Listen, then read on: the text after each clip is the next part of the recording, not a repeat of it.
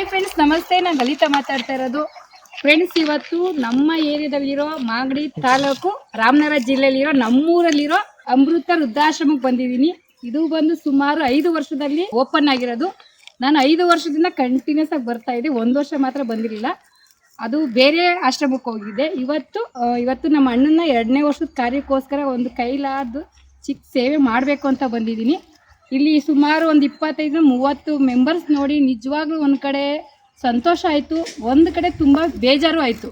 ಯಾಕಂದರೆ ಎಲ್ಲೆಲ್ಲಿರೋರು ಯಾವ್ಯಾವ ಪರಿಸ್ಥಿತಿ ಇರೋರು ತಗೊಬಂದು ನಮ್ಮ ರಮೇಶ್ ಸರ್ ಅವರು ನಿಜವಾಗ್ಲೂ ಅವ್ರಿಗೆ ಓನಾಗಿ ಇವತ್ತು ಅಲ್ಲಿಂದ ಇಲ್ಲಿವರೆಗೂ ತುಂಬ ಶ್ರಮ ಪಟ್ಟಿದ್ದಾರೆ. ಯಾಕಂದರೆ ನಾನು 5 ವರ್ಷದಿಂದ ಕಣ್ಣಲ್ಲಿ ನೋಡ್ಕೊಂಡು ಬಂದಿರೋದು, ಅವ್ರ ಜೊತೆ ಇದ್ದು ನೋಡ್ಕೊಂಡು ಬಂದಿರೋದು. ನಾವೇನೋ ದೊಡ್ಡದಾಗೇನು ಸಪೋರ್ಟ್ ಮಾಡಿರಲಿಲ್ಲ, ಚಿಕ್ಕ ಪುಟ್ಟ ಮಾಡ್ತಾ ಬರ್ತಿದ್ದೋ. ಇವತ್ತೇನು ಹೇಳ್ತಾ ಇದ್ದೀನಿ ಫ್ರೆಂಡ್ಸ್ ಅಂದರೆ, ಎಲ್ಲೋ ಆಶ್ರಮ ಇದೆ, ಸುಮಾರಿದೆ, ಜಿಲ್ಲೆ ತಾಲೂಕು ಎಲ್ಲ ಆಶ್ರಮಗಳಿದೆ. ಬೆಳೆದಿರೋ ಆಶ್ರಮಕ್ಕೆ ಹೋಗಿ ತುಂಬ ಬದಲು ನಮ್ಮ ಏರಿಯಾಗಳಲ್ಲಿರೋ ನಮ್ಮ ಹತ್ರ ಇರೋ ಆಶ್ರಮಕ್ಕೆ, ಸುಮಾರು 4-5 ವರ್ಷದಿಂದ ಇರೋ ಆಶ್ರಮಕ್ಕೆ ನಿಮ್ಮ ಕೈಲಾದ್ದು, ಇಲ್ಲಿ ಒಂದು 25-30 ಜನ ಇದ್ದಾರೆ. ಪ್ರತಿನಿತ್ಯ ಅವ್ರಿಗೆ ನಿಮಗೆ ಗೊತ್ತು ಒಂದು ಮನೆಗಾದ್ರೆ ಎಷ್ಟು ಖರ್ಚು ಇರುತ್ತೆ ಅಂತ, ತಿಂಗಳಿಗೆ ಎಷ್ಟು ಖರ್ಚು ಬರ್ಬೋದು, ದಿನಕ್ಕೆ ಎಷ್ಟು ಖರ್ಚು ಬರ್ಬೋದು ಹಂಗಂತ ತಿಳ್ಕೊಂಡು ಯಾರಾದರೂ ಸುಮಾರು ನಮ್ಮ ಲೋಕಲ್ಸಲ್ಲಿ ನಮ್ಮ ಒಂದು ಆಫ್ಲೈನ್ ಕಸ್ಟಮರ್ಸ್ ಇರ್ಬೋದು, ನಮ್ಮ ಸುತ್ತಮುತ್ತ ನಮ್ಮ ರಾಮನಗರ ಡಿಸ್ಟಿಕ್ಕು, ನಮ್ಮ ಮಾಗಡಿ ಡಿಸ್ಟಿಕ್ ಜನಗಳು ಹತ್ರದಲ್ಲಿರೋರಿಗೆ ಅಮೃತ ಆಶ್ರಮಕ್ಕೆ ದಯವಿಟ್ಟು ಒಬ್ಬೊಬ್ಬರು ಸಪೋರ್ಟ್ ಮಾಡಿ ಅಂತ ಕೇಳ್ತಾ, ನಮ್ಮ ರಮೇಶ್ ಅವ್ರಿಗೆ ಸಪೋರ್ಟ್ ಮಾಡಿ. ಇವ್ರಂಥವ್ರು ಇದ್ದರೆ ನಮ್ಮ ಕಣ್ಮುಂದೆ ಕಂಡವ್ರನ್ನ ನಾವು ಇಲ್ಲಿ ತಗೊಬಂದು ಸೇವ್ ಮಾಡ್ಬೋದು. ನಾನು ಕೂಡ ಒಂದು 2 ಮೆಂಬರ್ಸ್ನ ಕರ್ಕೊಂಡು ಬಂದಿದ್ದೆ. ಅವತ್ತು ಅವರು ಸ್ಟೇಷನಿಂದ ಹಿಡಿದು ಆಸ್ಪತ್ರೆವರೆಗೂ ನಾವು ಜೊತೆಲಿದ್ದೋ, ನಾವು ಕಲೆಕ್ಟ್ ಮಾಡಿ ಕೊಟ್ಟಿದ್ದೀವಿ. ಇವತ್ತು ಒಂದೇನೋ ಒಂದು ಮಾಡಬೇಕು ಅನಿಸ್ತಾ ಬಂದು ಇವತ್ತು ನಮ್ಮದು 2 ಕಾರ್ಯ ಇತ್ತು. ಅದಕ್ಕೋಸ್ಕರ ಒಂದು ಚಿಕ್ಕ ಸೇವೆ ಮಾಡಿ ನಮ್ಮ ಥರನೇ ಪ್ರತಿಯೊಬ್ಬರು ನೀವು ಮಾಡಿ ಅಂತ ಕೇಳ್ತಾ, ಎಲ್ಲರೂ ಸಪೋರ್ಟ್ ಮಾಡಿ ಅಂತ ಕೇಳ್ತಾ ಇದ್ದೀವಿ. ಅಮೃತ ವೃದ್ಧಾಶ್ರಮ ಅಂದ್ಬಿಟ್ಟು ಇದು ರಾಮನಗರ ಜಿಲ್ಲೆ ಮಾಗಡಿ ತಾಲೂಕು, ಮಾಗಡಿ ರಾಮನಗರ ಮಧ್ಯೆ ಇದೆ, ಲಕ್ಷ್ಮೀಪುರದಲ್ಲಿರೋದು. ಸರ್, ಎಷ್ಟು ವರ್ಷದಿಂದ 4 ವರ್ಷ ಆಯಿತು. ನಾನು ಈ 1 ವರ್ಷದಲ್ಲಿ ಮಾತ್ರ ಬಂದಿಲ್ಲ ಅಷ್ಟೇ, 3 ವರ್ಷನೂ ಬಂದಿದೆ ಅನ್ಸುತ್ತೆ ಅಲ್ವಾ? ಬಂದಿದ್ದೀರಾ. ಆಮೇಲೆ ದಿನಸಿ ಪದಾರ್ಥಗಳಿಂದ ತುಂಬಾ ಸಹಾಯ ಮಾಡಿದ್ದೀರಾ. ಆಮೇಲೆ ನಮ್ಮ ಆಶ್ರಮಕ್ಕೆ ಒಬ್ಬರನ್ನ ಕರ್ಕೊಂಡು ಬಿಟ್ಟಿದ್ದೀರಾ. ಅದಾದ್ಮೇಲೆ ತುಂಬಾ ಸಹಾಯ ಮಾಡಿದ್ದೀರಾ. ನಿಮಗೆ ನಾನು ಧನ್ಯವಾದ. ನಿಮ್ಮ ವ್ಯಾಪಾರ ಎಲ್ಲ ಚೆನ್ನಾಗಿ ವೃದ್ಧಿ ಆಗಲಿ. ಎಲ್ಲರಿಗೂ ಈ ಮನಸ್ಸಿರಲ್ಲ, ಒಳ್ಳೆ ಮನಸ್ಸಿರೋದ್ರಿಂದ ನೀವು ಇಲ್ಲಿ ಬಂದು ಸಹಾಯ ಮಾಡಿ ಹೋಗ್ತೀರಾ. ಪ್ರತಿ ಸಲ ಬರ್ತಾ ಇರ್ತೀರಾ.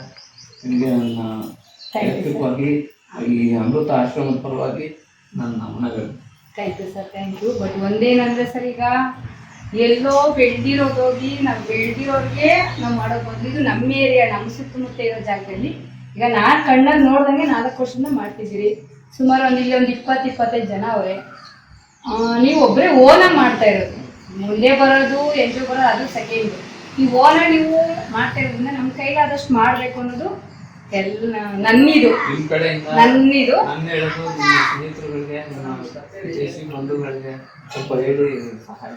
ಆದಷ್ಟು ಸ್ವಲ್ಪ ಟ್ರೈ ಮಾಡೋಣ ಸರ್, ಮಾಡ್ತೀವಿ. ಒಂದೇನಂದ್ರೆ ಇವತ್ತು ನಮ್ಮ ಅಣ್ಣನ 2ನೇ ವರ್ಷದ ಕಾರ್ಯ, ಅದಕ್ಕೋಸ್ಕರ ಒಂದೇನಾದ್ರು ಚಿಕ್ಕ ಸಹಾಯ ಮಾಡಬೇಕು ಅನ್ನೋದಕ್ಕೋಸ್ಕರ ಬಂದಿದ್ದು. Thank you sir. ಹಿಂಗೆ ಮುಂದೆ ಇದಾಗಲಿ ಸರ್, ಎಲ್ಲರೂ ಹೇಳೋಣ. ಇದೆಲ್ಲ ಎಲ್ಲ ಬೇಡ ಸರ್, ನನಗಿದೆಲ್ಲ ಇಷ್ಟ ಇಲ್ಲ. ಸಾಕು, ನನಗೆ ಸಹಾಯ ಮಾಡಬೇಕು.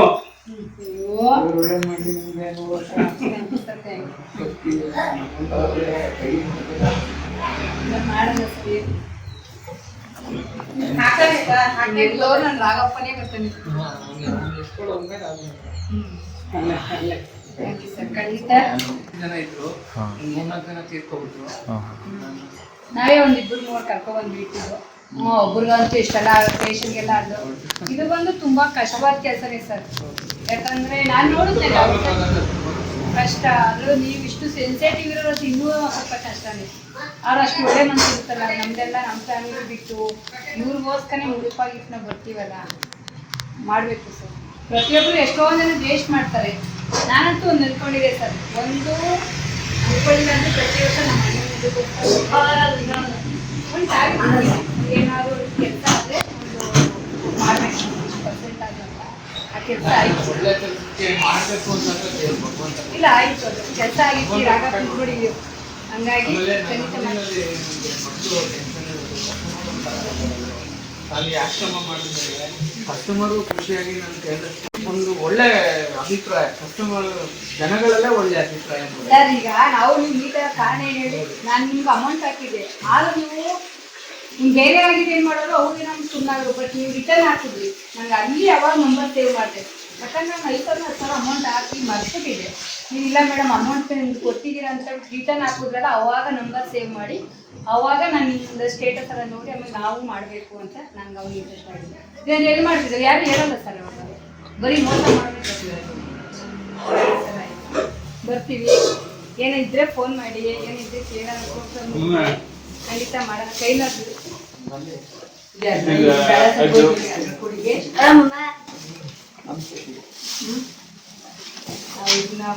ಒಂದು ನೀವು ಇಷ್ಟು ಮಾಡ್ತಿದ್ದೀರ ನಮ್ಮ ಕೈ ಒಂದು ಚಿಕ್ಕ ಸೇವೆ ಅಷ್ಟೇ. ನಾವೇನು ಒಂದಿನದ ಅಷ್ಟು ವರ್ಷ ಪೂರ್ತಿ ಮೇಡಮ್ ನೀವು ಏನು ಮಾಡಬೇಕು.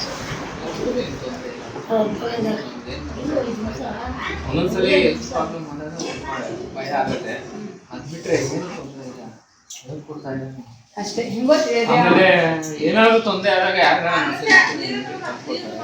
ನಾನು ಸಾಕಷ್ಟು ಖರ್ಚು ಮಾಡ್ತೀನಿ. ತಿಂಗಳಿಗೆ 1 ಲಕ್ಷ ಹತ್ರ ನಾನೇ ಖರ್ಚು ಮಾಡ್ತೀನಿ. ಉಳಿದಿದ್ದು ತಾನಿಗಳು ಏನಾದ್ರು ಹಂಗೇನಿತ್ತು ಅನ್ನೋದು ಕಾಲ್ ಮಾಡಿ ಸರ್. ದೇವ್ರ ಕೃಪೆನ ಕೈಲಾದಷ್ಟು ಮಾಡೋಣ. ಯಾಕೆಂದ್ರೆ ಇವತ್ತು ಯಾರು ಸುಮ್ಮನೆ ದುಡ್ಡು ಇಟ್ಕೊಂಡಿರ್ತಾರೆ, ಯಾರು ಬಂದು ಸಹಾಯ ಮಾಡೋದು. ಹೌದು ಸರ್, ಪ್ರತಿಯೊಬ್ಬ ಮನುಷ್ಯನಿಗೂ ಅವ್ರದ್ದೇ ಆದ ಕಮಿಟ್ಮೆಂಟ್ ತುಂಬಾ ಇರುತ್ತೆ. ಬರೀ ನಮ್ಮ ಕಮಿಟ್ಮೆಂಟ್ ನಾವೇ ಅಂತ ನೋಡ್ತಿದ್ರೆ ಬೇರೆಯವ್ರು ನೋಡೋದು ಯಾವಾಗ?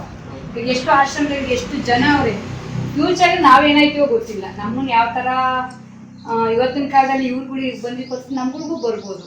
ಬಟ್ ಈ ಥರ ಒಬ್ಬೊಬ್ರು ಸಹಾಯ ಮಾಡಕ್ ಬಂದ್ರೆ ಇಂಥ ಅವಕಾಶ ಬರಲ್ಲ. ನೋಡೋಣ ಸರ್. ಆಮೇಲೆ ಇವರು ಅಷ್ಟೇ ತಾತ, ಯಾವ ಕಡೆ ಇವರು? ಇವರು ಕೊಳ್ಳೇಗಾಲ ಮಾದೇಶ್ವರ ತುಂಬಾ ಮೋಸ ಮಾಡ್ಬಿಟ್ಟವ್ರೆ. ಇವ್ರಿಗೆ 7-8 ಲಕ್ಷ ದುಡ್ಡು ಇಸ್ಕೊಂಡು ಮೋಸ ಮಾಡ್ಬಿಟ್ಟಾರೆ. ಭಿಕ್ಷೆ ಎತ್ಕೊಂಡು ಎಲ್ಲ ಕೂಡಿಕೊಂಡಿದ್ರು, ಎಲ್ಲ ಮೋಸ ಮಾಡ್ಬಿಟ್ಟು ಈಗ ಆಶ್ರಮಕ್ಕೆ ಬಂದವ್ರೆ. ಈಗ ಇರಲ್ಲ. ಆಮೇಲೆ ಇಲ್ಲಿ ಬಂದು ಕಂಪ್ಲೇಂಟ್ ಕೊಡೋಣ ಅದು ಇದು ಅಂತ ಕೇಳಿದ್ರು. ಸತ ಹೋಗಿ ಬಿಟ್ಬಿಡು, ಆರಾಮಾಗಿ ಒಂದ್ ಜಾಗ ಅಂತ ದೇವ್ರು ಕಳ್ಸೋನೆ ಕೇಳಲ್ಲ. ಶುಕ್ರವಾರ ಹೊರಟೋಗ್ಬಿಟ್ಟಿದ್ದಾರೆ. ಭಿಕ್ಷೆ ಅಂದ್ರೆ ಅಂಗಂಗಿ ಹತ್ರ ಹೋಗಿ ಬರ್ತಾರೆ, ಅವ್ರ ಕಾಸಿಗೆ ನನ್ಗೂ ಏನಾದ್ರು ಸಹಾಯ ಮಾಡೋದು, ಏನಾದ್ರು ತರೋದು, ಎಲ್ಲಾರು ಹಣ್ಕೊಡೋದು ಎಲ್ಲ ಮಾಡೋದು. ಒಳ್ಳೆ ಕಾರ್ಯಕ್ರಮ ತುಂಬಾ ಅದೇನ ಕರೆಕ್ಟ್ ಇರೋದು ನೋಡಿ. ನಮ್ಮ ಅಣ್ಣನಿಗೆ ಅಕೌಂಟಲ್ಲಿ ಒಂದು ಕೋಟಿ ದುಡ್ಡಿತ್ತು, ಜೀವ ಹೊರಟೋಯ್ತು. ಇವತ್ತು ನಮ್ಗೆ ಎಷ್ಟು ಕೊಡ್ತೀವಿ ಅಂತ ಬರ್ತಾನ ದುಡ್ಡು ಅನ್ನೋದು. ನಮ್ಮ ಪ್ರಕಾರ ಯಾಕೋ ಈ ಕೈಯಲ್ಲಿ ಒಂದು ತಿಂಗಳಿಗೆ ಎಷ್ಟು ಎಷ್ಟು ಬೇಕೋ ಅಷ್ಟು ತೃಪ್ತಿ ಆಗಷ್ಟಿದ್ದು ನಾವು ಚೆನ್ನಾಗಿರಕ್ಕೆ ಏನ್ ಬೇಕೋ ಅಷ್ಟು ನಡೆಯೋದು. ಉಳಿದ ಸ್ವಲ್ಪ ಸಮಾಜಕ್ಕೆ ಮಾಡೋದ್ರಿಂದ ನಮಗೂ ತೃಪ್ತಿ, ಆತ್ಮತೃಪ್ತಿ.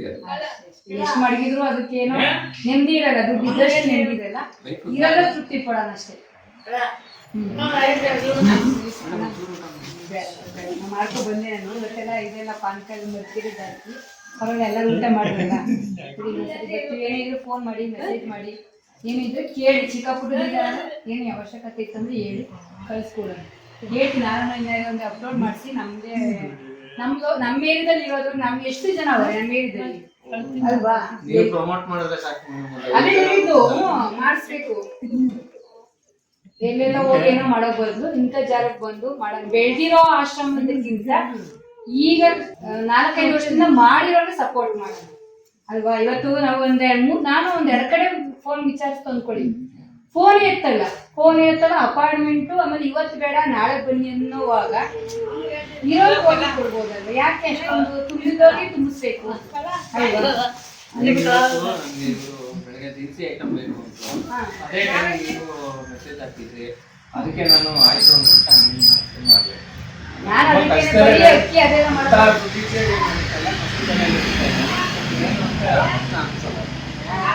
ಈ ತರ ಒಳ್ಳೇದು ಮಾಡ್ಬೇಕಂತ ಅಷ್ಟೇ ಅನ್ಸೋದೇ ಇಲ್ಲ ಸರ್. ನಂಗೆ ನಿಜವಾಗ್ಲೂ ಗೊತ್ತಿಲ್ಲ. ನಾನು ಅನ್ಕೊಂಡಿದ್ದೆ ಒಂದು ಟಾರ್ಗೆಟ್, ಒಂದು ತಮಾಷೆಗೆ ಅನ್ಕೊಂಡಿದ್ದೆ. ಇಷ್ಟು ರೀಚ್ ಆದ್ರೆ ನಾನು ಇಷ್ಟು ಪರ್ಸೆಂಟ್ ನಾನು ಮಾಡ್ಬೇಕು ಅಂತ ದೇವ್ರು ಕೊಡ್ತಾ ಮಾಡ್ಬೇಕು. ಕೊಟ್ಟೆ ಬರಲ್ಲ ಮೇಡಮ್, ನಮ್ ಕಷ್ಟ ಭಗವಂತ ಹೆಂಗೆ ಅಂದ್ರೆ ನಾನು ಒಬ್ರು ಕೊಡ್ತೀನಿ ಅಂದ್ರೆ ನನ್ನ ಕೈ ತುಂಬಸೆ ತುಂಬಿಸ್ತಾನೆ. ಹೌದು, ಅದಂತೂ ಪಕ್ಕ. ನನಗೂ ನನ್ನ ಸ್ವಾನುಭವ. ಇಲ್ಲ, ನಮಗೂ ಅನ್ಸ್ತು, ನಾವು ಒಂದು ಯಾವಾಗ ಕೊಡಕ್ಕೆ ಮುಂದೋಗಿರ್ತೀವಿ, ನಮಗೂ ಕೂಡ ದೇವ್ರು ಕೊಡ್ತಾ ಇರ್ತಾನೆ. ನಾವ್ ಯಾವಾಗ ಮುಚ್ಚಿಟ್ಕೊಂಡು ನಾವ್ ಯಾರಿಗೂ ಒಬ್ರು ಕೊಡ್ತಾ ಇದ್ರೆ ಅದು ಹೆಂಗೆ ಅದು ಅರ್ಥ ಇಲ್ದಿದ್ದು ಹೊಟ್ಟೋಗುತ್ತೆ. ನೀವು ಇಷ್ಟು ಇಟ್ಕೊಂಡು ಮಾಡ್ತಾ ಇದ್ದಾರೆ, ಹೋಗ್ಲಿ ಸರ್, ಒಳ್ಳೇದಾಗ್ಲಿ, ನೋಡೋಣ, ಆದಷ್ಟು ಕೈ ಸಪೋರ್ಟ್ ಮಾಡ್ತೀವಿ. ಜನ ಅವ್ರು ಹೇಳೋಣ, ಮಾಡೋಣ, ಮಾಡಿಲ್ಲ ಅಂದ್ರೆ ದೇವ್ರು ಅವನೇ, ಅಷ್ಟೇ ಅಲ್ವಾ? ಅಷ್ಟೇ. ಸರಿ, ಹೇಳ್ತೀನಿ.